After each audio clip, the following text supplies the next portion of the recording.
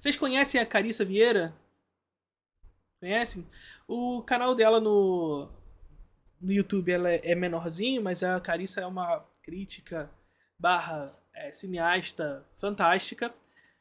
Ela discute bastante questões relacionadas à representatividade, sobretudo do cinema preto, né?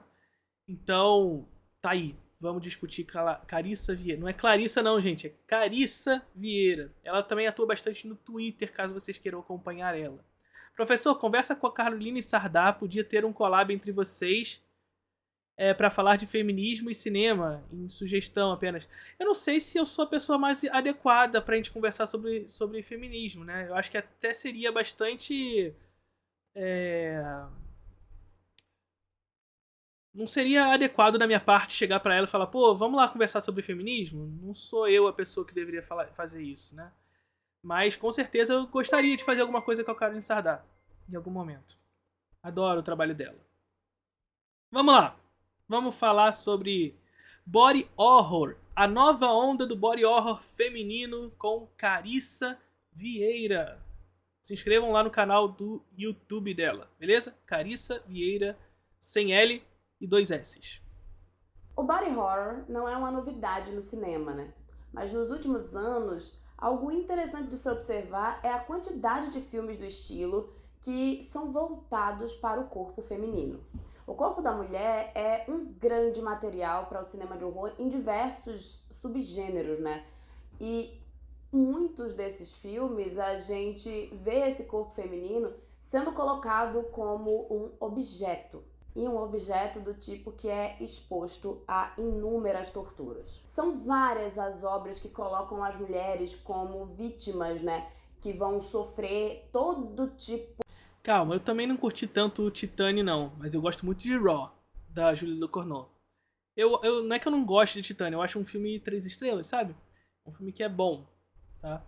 Mas eu gosto muito mais de Raw. De violações E o curta-metragem da Julia Ducournau, o Júnior, é bem legal. O curta Júnior. que a gente possa imaginar. E em alguns casos, como no subgênero do Rape and Revenge, que eu já deixei claro aqui que eu detesto, a maneira como os cineastas massacram os corpos das mulheres chega O Rape and Revenge é aquele gênero que coloca mulheres sobre... reagindo com... a um estupro, né? a ser bastante questionável, bastante problemática. No século XVII, o corpo Mas Carissa, você gosta de A Mulher que Inventou o Amor? Queria saber se você. feminino ele era visto como algo extremamente perigoso. E na verdade, se a gente for parar para observar, até hoje o cinema ainda trabalha mostrando os corpos das mulheres como algo que deve ser temido. E apesar das inúmeras vítimas, né, que temos dentro do cinema de horror, a gente também pode ver uma grande relação entre mulheres e monstruosidade. Barbara Creed, em seu livro The Monstrous Feminine, ela faz uma grande análise das diversas maneiras que o corpo feminino ele pode ser visto como monstruoso dentro do gênero do horror. Tudo isso mesclando cinema com psicanálise. Só que uma das coisas mais interessantes dentro do livro da Barbara Creed é que na sua análise ela mostra Eu ainda não assisti Promising Young Woman. Não assisti. que nem toda monstruosidade feminina é ruim. A gente vive em uma sociedade cheia de misoginia, né? E o cinema, ele também traz isso para as suas telas, para as suas obras, né? Muitas das representações femininas que a gente vê no cinema são bastante problemáticas. E é por isso que é tão interessante observar esses filmes de body horror, né, cujo corpo feminino ele é central. Porque muitas vezes essas representações, né, trazem um novo olhar para o body horror e para esse corpo feminino. Tá. Vamos fazer um parênteses aqui para dizer um pouco sobre o que é esse body horror e mais do que isso, dizer o que é cinema como corpo, né? Isso vai ser interessante. Olha só, Inclusive, vai estar disponível lá no Introdução ao Cinema. As inscrições ainda não estão abertas, mas em breve vai ser adicionada uma aula lá no Introdução ao Cinema. Vocês sabem que são 2 aulas novas todos os meses que são adicionadas no Introdução ao Cinema. E uma dessas aulas que vão acontecer até o final do ano é sobre cinema como corpo e pele. Mas vamos dar uma simples, uma pincelada sobre o que é isso, né? Então vamos. O cinema como corpo nada mais é do que uma corrente teórica do cinema que rompe com uma visão oculocêntrica do cinema. O que significa isso? Significa dizer que essa galera rompe com uma tradição que acredita que a experiência cinematográfica se dá majoritariamente através do olhar. Ou seja, o olho como uma porta de entrada para os sentimentos, para as emoções do espectador. A galera do cinema como corpo acredita que sim, os olhos podem sim ser uma porta de entrada para essa experiência, mas essa experiência não se completa com os olhos, mas sim no corpo como um todo conectado. Inclusive os olhos, mas sobretudo o corpo como um todo permeado por pele. O que significa dizer isso, então? Significa dizer que o nosso corpo tem memória. E tendo o nosso corpo memória, nós podemos, através da nossa percepção da realidade, portanto estética, sentir no nosso corpo essa realidade. Veja que, por exemplo, quando você se encontra com aquela menina, você era jovem, e você se encontra com aquela menina amada, ou aquele menino que você gostava. E aí você abre a porta do elevador e dá de cara com essa menina, dá de cara com esse menino. E o seu coração começa a palpitar. O seu corpo tem memória. O seu corpo responde às reações da sua percepção com a realidade.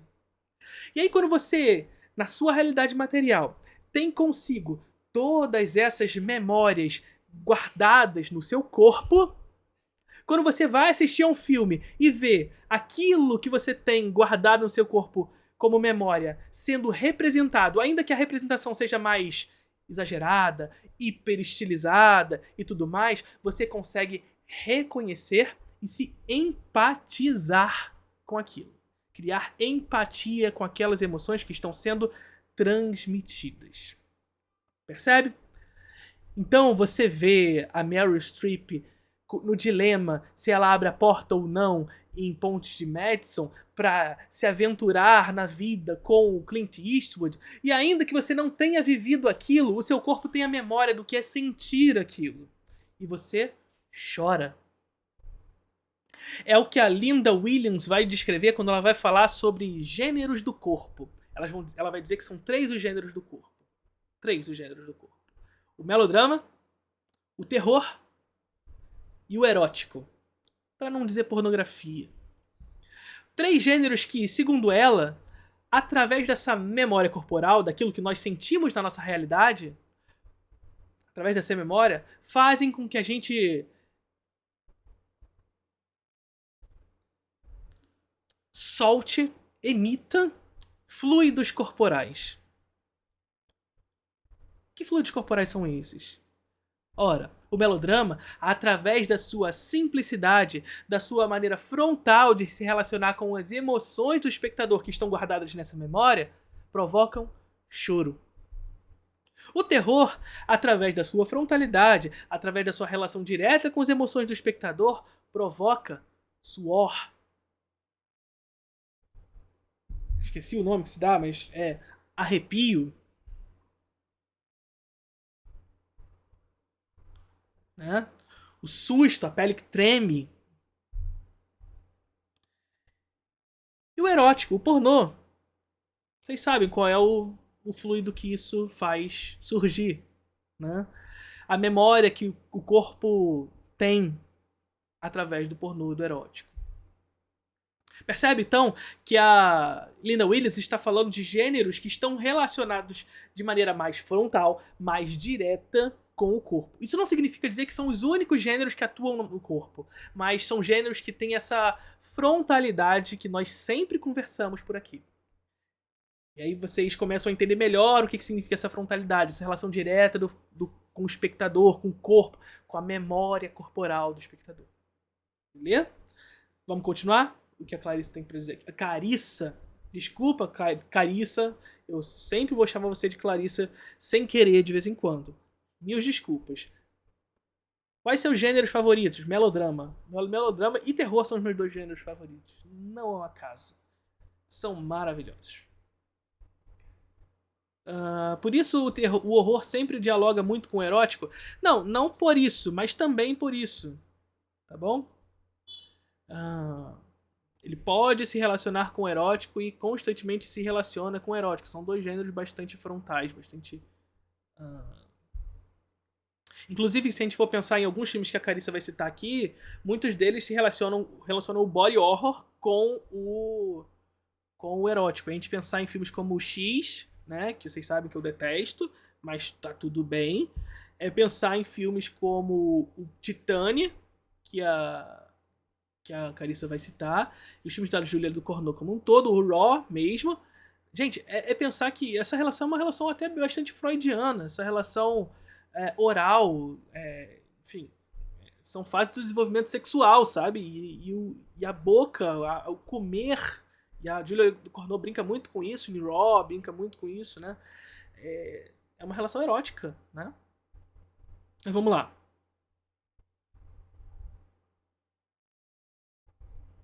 Mas, de fato, o que é o body horror, né? Como esse horror corporal se apresenta. Não, eu não sei se você tá falando sobre isso no Serga Camarada, se é gore ou gore. Não, é gore, só que o que eu tô falando não é gore, é Raw, que é o filme da Júlia do Cornô, que é Raw. Escrevi aí pra vocês, beleza? Nos filmes. O body horror é um subgênero do horror que apresenta intencionalmente violações, mutilações, distorções gráficas e até psicologicamente perturbadoras do corpo humano. Ele mostra na tela, né? E aí, através disso, você tem uma relação frontal com o espectador, com o nojo, com o explícito, justamente com essa relação frontal com o corpo, com a memória do espectador. Porque o espectador ele lida com esse tipo de Minha Mosca do Cronenberg, essas coisas mais gráficas, etc e tal. É claro, esse espectador tem uma relação imediata. E a frontalidade do terror, a frontalidade desses gêneros provocam essas relações emotivas imediatas. Esse imediatismo é fundamental para compreender esses gêneros do corpo que a Linda Williams fala, tá bom? Imediatismo. Causa e efeito imediatos. As vítimas humanas presas em seus corpos, enquanto esse corpo ele se distorce e muitas vezes esse corpo se transforma e até mesmo se degenera. É um subgênero onde o corpo humano é a própria matéria do horror. E a gente, como público, né, a gente acaba se envolvendo em um nível emocional onde o medo ele se faz extremamente presente, mas outros sentimentos e sensações também. Então, o body horror, ele repele a gente, ele nos deixa desesperados. Só que ao mesmo tempo, ele também evoca simpatia pela pessoa que tá passando ali na tela, né?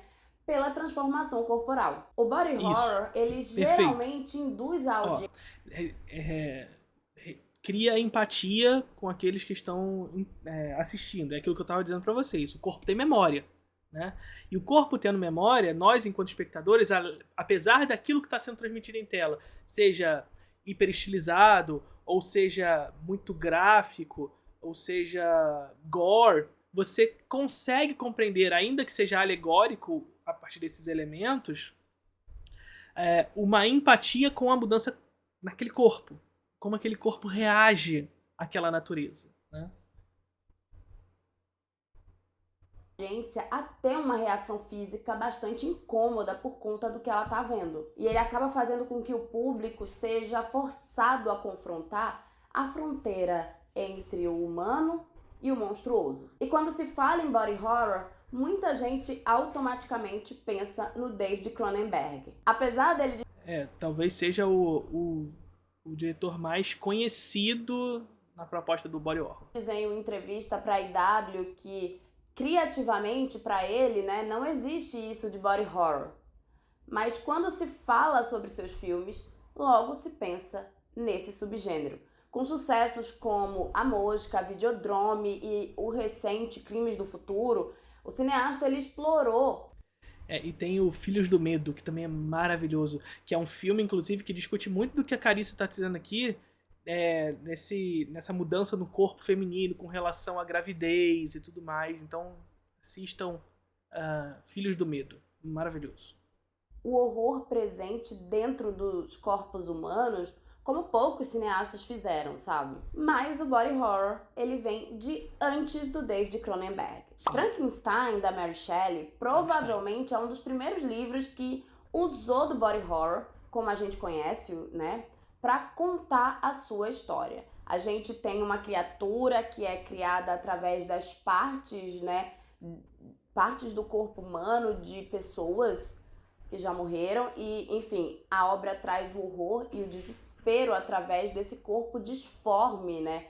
E que se transforma. E esse corpo, ele é colocado na história como uma fonte de assombro, de pavor, de repulsa e até mesmo como fonte de empatia por parte do público, porque a criatura ela passa por todo tipo de sofrimento possível. Então, é bem difícil ler Frankenstein e não sentir empatia pela criatura. Sim. Mas o body horror mais gráfico, né, e que foi popular... Aliás, não é um body horror, mas assistam... a gente até comentou aqui nessa live, inclusive, não nesse corte agora que a gente tá vendo da Carissa, mas assistam O Espírito da Colmeia, tá? Não é um filme de body horror, mas é um filme que discute a figura do Frankenstein, tá? Na imaginação de uma criança. Assistam esse filme. Popularizado nas telas de cinema, ele começou a partir da década de 50. E depois, na década de 70... E, consequentemente, discute fascismo, porque a gente tá falando de um momento histórico do fascismo espanhol. 60, com o filme O Bebê de Rosemary, maravilhoso, a gente teve o body horror chamando bastante atenção. Apesar do filme ser da década de 60, eu vou tentar não dar muitos spoilers dos acontecimentos mais importantes de... Não se preocupa com isso, Carissa. Vambora. Assim, década de 60. Tem uma galera, Carissa, que tem um fetiche pelo spoiler que a gente precisa superar. Sobretudo nesses filmes mais antigos. Bebê de Rosemary, tá? Mas o filme vai contar a história de Rosemary Woodhouse, que é uma mulher, né, que se muda com o marido e quando eles estão nesse apartamento, né, ela acaba... Vocês aí tem fetiche do spoiler? Ó, vamos lá. Vamos parar com esse negócio de spoiler. Principalmente de antigo. Vamos parar. Se vendo grávida e sem nenhuma autonomia sobre o próprio corpo. Rosemary acaba percebendo, né, como... Muitos dos filmes de body horror centram na figura feminina, e sobretudo nesse momento da mulher, que é a gravidez. A sua gravidez acaba controlada pelo seu companheiro e pelas pessoas sinistras que existem pela vizinhança. E nem mesmo quando Rosemary começa a sofrer bastante com as mudanças do corpo, com as mudanças que a gravidez acarreta nela, né, a personagem consegue... Um outro filme nacional que vai discutir bastante isso, principalmente na primeira parte do filme, é o As Boas Maneiras, da Juliana Rojas, diretora paulista aqui do nosso cinema. Né? E ela vai fazer As Boas Maneiras. O filme ele é dividido em duas partes. A segunda parte vira um filme mais fantástico de criatura, né, que é filme de lobisomem, e a primeira parte é um body horror, né, dessa criatura crescendo no corpo da mulher e a destruindo por dentro. É muito bom. Assumir controle do próprio corpo e da própria gravidez. O filme ele explora de forma assustadora, né, os medos que a maternidade traz. Isso. E faz isso trazendo visualmente... E aí vai muito nessa questão, né, que a gente estava falando, que o corpo tem memória, né? Mas essa memória é muito feminina, né? Então, é claro que determinados filmes acabam sendo mais sentidos em um do que em outros, também pela relação de gênero. Diversas distorções do corpo, criando diversos incômodos por conta dessa situação da Rosemary, né? E das distorções que esse corpo dela começa a passar. E assim, provavelmente o filme ele pode trazer também em você um desespero pela situação da Rosemary, porque é realmente muito desesperador ver aquela mulher sem ter nenhum tipo de autonomia. Apesar de muitos filmes que têm o body horror apresentarem essas transformações corporais através do corpo de homens, como acontece com o bebê de Rosemary, existe um tipo bem particular, né, de body horror que se centra nas questões femininas. Os filmes de body horror feminino, durante décadas, trouxeram a ideia de que o corpo da mulher, ele não pertence a ela. E é isso que torna ainda mais aterrorizante tudo, sabe? Porque... Ou que é um objeto em disputa, fetichizado pelo olhar masculino. tem uma relação bem direta com a realidade, né? Com a nossa sociedade. Se a gente for parar... Que vai muito naquela questão que a Laura Mulvey traz pra gente de que o homem ele não consegue ver no seu semelhante uma figura exibicionista. Então ele transforma a figura feminina nessa figura exibicionista. Mas ao mesmo tempo em que ele oferece a mulher como uma figura exibicionista, ele ao enxergá-la nessa posição, ele se vê a sua posição em ameaça, aquilo que a Laura Mulvey chama de ameaça de castração, porque ele remete ao pecado original e tudo mais, né? Enfim, e aí qual é a solução para a ameaça de castração? Ele transforma a figura feminina em inofensiva. Como ele vai transformar a figura feminina em inofensiva? Desvendando o seu mistério, por exemplo. Então a figura feminina ela sempre tem um mistério por trás que a gente tem que desvendar, e o homem é esse cara que vai desvendar esse mistério pouco a pouco, que está sempre muito calcado numa perspectiva psicanalista. O Hitchcock faz muito isso, né? Por exemplo. Ou então coloca essa mulher como uma figura exibicionista fetichizada, ou seja, que está ali para o olhar masculino. E o resultado final dessa mulher, ou essa mulher, ela é o perigo para a presença do homem, é o que faz o cinema noir, por exemplo. E ela é uma figura misteriosa, que causa o mal, o perigo para esse personagem masculino e tudo mais. E o final é sempre resolver o problema dessa mulher. E como é essa resolução? Ou essa mulher tem uma redenção, e essa redenção, claro, vai sempre na direção do personagem masculino, ou essa mulher ela tem uma punição pelos seus atos, né? Enfim, ou essa mulher vai ser fetichizada e, portanto, torna-se inofensiva. Esses são os caminhos para a resolução do problema de castração, né? Da ameaça de castração masculina. E, enfim, vamos lá, vamos ver o que a Carissa tem mais a dizer. Para olhar as notícias, a gente vai ver que em diversos países as mulheres elas não possuem autonomia. A gente pensar, pra gente concluir o que eu tava falando agora, a gente pensar, por exemplo, na figura da Femme Fatale, né? A Femme Fatale vai ser uma figura histórica que não está somente no cinema, tá ao longo da história da humanidade. A gente vê na Bíblia, isso já está presente, né? A gente pensar na história de Sansão e Dalila, por exemplo. Dalila vai ser a mulher que vai levar Sansão ao mal, né? Ela vai cortar os cabelos de Sansão e vai entregar esse homem que tinha força, vai torná-lo fraco e vai entregar aos... Esqueci o nome para quem ela vai entregar, né? Então a Dalila vai entregar o Sansão ao mal, né? Enquanto... E aí se a gente vai trazer isso pro cinema, isso fica bastante claro no cinema noir, mas também vai estar presente ao longo da história do cinema, né? E a figura da Femme Fatale no cinema noir está intimamente relacionada à Segunda Guerra Mundial, gente. Isso, filisteus. Ela vai entregar o Sansão aos filisteus. Perfeito. E veja, a figura da Femme Fatale no cinema noir ela é bastante relacionada com a Segunda Guerra Mundial. Por quê? E por que o cinema noir é um gênero barra fenômeno, barra estilo muito próprio do pós-Segunda Guerra Mundial? Porque quando esses homens saem pra guerra, eles deixam em casa uma mulher que era parte dessa família, né? E essa mulher, ela precisa, portanto, a partir daquele momento, criar uma autonomia que ela nunca teve. em razão de uma sociedade patriarcal e tudo mais que se constituir. Ela precisava construir essa autonomia frente a essa ida do homem à guerra. Quando esse homem volta da guerra, ele encontra uma mulher empoderada, uma mulher que construiu uma certa autonomia frente à sua ausência.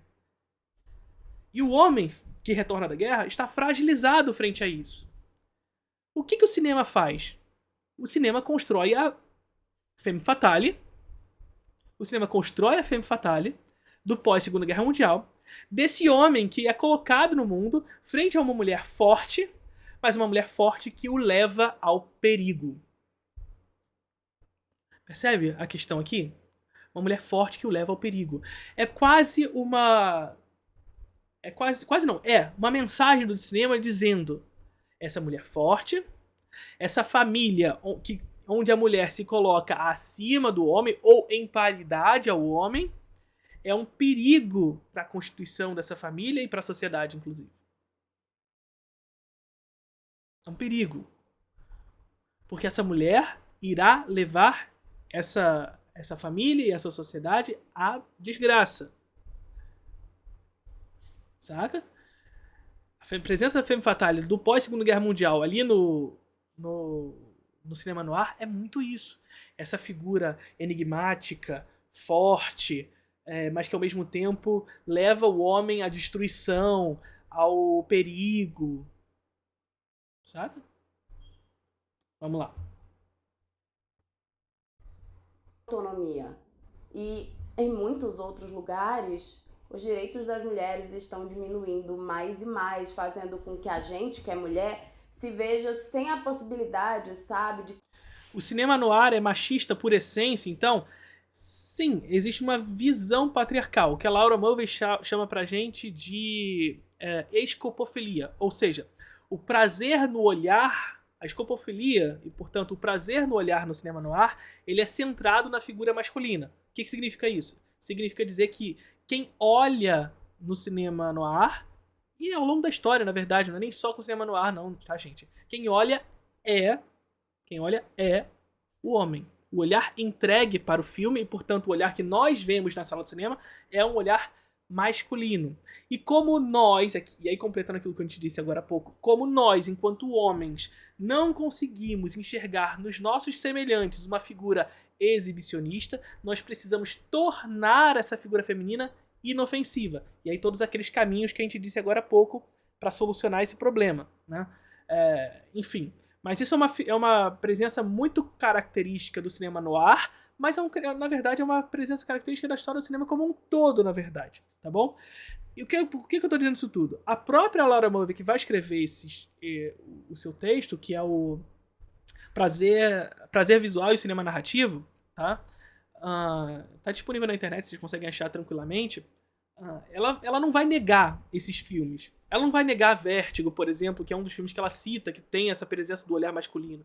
Ela não vai dizer que esses filmes são descartáveis, portanto, tá? Por conta disso tudo. Mas demonstrar que, historicamente, a escopofilia e, portanto, o prazer no olhar no cinema sempre esteve na figura do olhar masculino. E, portanto, o olhar que chega para o espectador é esse olhar. Cabe, portanto, segundo a Laura Mulvey, superar esse olhar. Superar esse olhar. E a gente vê um filme como Retrate uma Jovem Chamas, ou os filmes da Julia Ducournau, que entregam um olhar muito próprio da figura feminina. Um olhar muito próprio da mulher. Percebe? Controlar algo que é nosso, que é o corpo que a gente possui. Isso tudo a gente vai conversar bastante lá no Introdução ao Cinema, tá, gente? Então, assim, as inscrições já estão muito perto de abrir, muito perto de abrir. E aliás, lembrar vocês, isso é importante, que a nossa aula aberta, a nossa aula gratuita está prestes a acontecer. Dia 6 de julho ela vai acontecer. Então vai lá no meu perfil no Instagram, no link na bio, vai estar lá. A aula gratuita, a velha e a nova cinefilia, ou o caráter liberal da nova cinefilia. Vai lá, se inscreve, é só nome e e-mail, gente. E vambora. Então, o Bebê de Rosemary, ele traz isso de maneira extremamente aterrorizante. E o body horror feminino, ele faz isso. Ele traz os medos de ser mulher. Muitos são os cineastas homens, né, que se utilizaram do body horror para contar histórias centradas em mulheres. O Luca Guadagnino... Já vamos citar isso aí. Quando vai acontecer a collab com o Ian? Ele citou você esses dias na live. Nós estamos conversando. Tô esperando a resposta dele agora, mas a gente tá conversando já sobre isso. Já estamos conversando sobre isso. Com o Ian e com o João. Estamos conversando. Em Suspiria, ele traz a sua versão do clássico do Dario Argento e, apesar de se utilizar do body horror para contar a história, né, ele faz isso de uma maneira muito sua, muito particular. É uma história de bruxas, mas também é um body horror. E muito do horror do filme vem exatamente do corpo daquelas mulheres. O longa, ele centra, né, em Suzy, que é uma jovem bailarina que vai para uma companhia de dança na Alemanha. E nessa companhia, do nada, sabe, diversos desaparecimentos e mortes bem esquisitas, elas começam a acontecer. Historicamente, a dança, ela era considerada algo perverso, né? E era algo que se considerava que dava autonomia às mulheres. Veja só. E complementando o que a Carissa está dizendo aqui, na verdade, a dança é uma arte que está muito ligada ao corpo, né? E lembra que a gente sempre disse que esses gêneros do corpo que a Linda Williams traz pra gente, eles perturbam muito a cabeça desses mais conservadores ou esses caras da verdadeira arte. Por quê? Porque essa frontalidade, esse imediatismo que esses gêneros atuam com o corpo das pessoas provocam uma espécie de violamento desse corpo, o que faz com que essas pessoas coloquem eles como um gênero B, sabe? Algo menos importante. E isso é histórico, como a Carissa está dizendo aqui pra gente, né? A dança sempre foi jogada como esse lugar meio sombrio, porque ele está muito relacionado ao corpo. Imagina mulheres dançarinas. Imagina mulheres dançarinas dentro daquele contexto. Saca? Como o corpo feminino em movimento, muitas vezes provocando uma espécie de relação erótica, cria para essa sociedade conservadora, nessa figura. Muitas vezes essa dança nem tá buscando esse erotismo, mas a própria movimentação do corpo cria ao olhar masculino, essa escopofilia que a gente estava falando, essa relação erótica. Jogando essa figura feminina a esse estereótipo, o qual a Carissa está falando aqui, né? Então, no século XVII, se acreditava, né, se achava que as mulheres deveriam suprimir os próprios desejos, né? E a dança era algo que fazia com que esses desejos viessem à tona. Então, no Suspiria do Guadagnino, a dança, ela tá ali, presente o tempo inteiro. E é a partir dela que a gente vê a beleza dessa arte ligada diretamente ao horror que o corpo pode trazer. A mesma dança que libera a Suzy é a que mata outras personagens. O corpo, ele é fonte de prazer e beleza, mas ele também é fonte de dor e destruição. E se muitos homens... Percebe o que a gente estava falando agora? Né? O corpo, ele tem memória, né?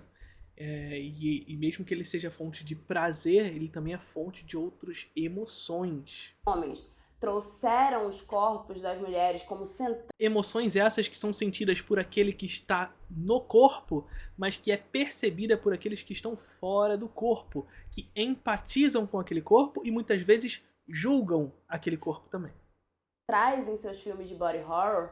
Nos últimos anos, se a gente for parar para observar, a gente tem visto muitas mulheres se utilizando do subgênero para falar sobre puberdade e sobre a sexualidade feminina. A Julia Ducournau tem sido uma das diretoras contemporâneas que mais trabalha o body horror em seus filmes, né? Então, em Júnior, que é um curta-metragem, né? Seu primeiro curta-metragem lançado comercialmente, ela traz o tema da puberdade e das modificações corporais que essa fase da vida tem nas mulheres. O curta retrata uma jovem literalmente trocando de pele enquanto passa pela puberdade, o que causa bastante desconforto e até estranhamento no público. É um filme muito interessante, mas realmente ele vai te causar sensações desconfortáveis.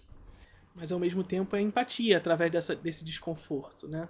Em Raw, que foi seu primeiro longa-metragem lançado comercialmente, Maravilhoso. né, ela mostra uma jovem vegetariana que, ao iniciar na faculdade de veterinária, né, ela passa por um trote e come carne crua. A partir daí, ela desenvolve uma alergia que só melhora se ela se alimentar de carne humana. O corpo e suas mudanças são centrais na narrativa, sabe?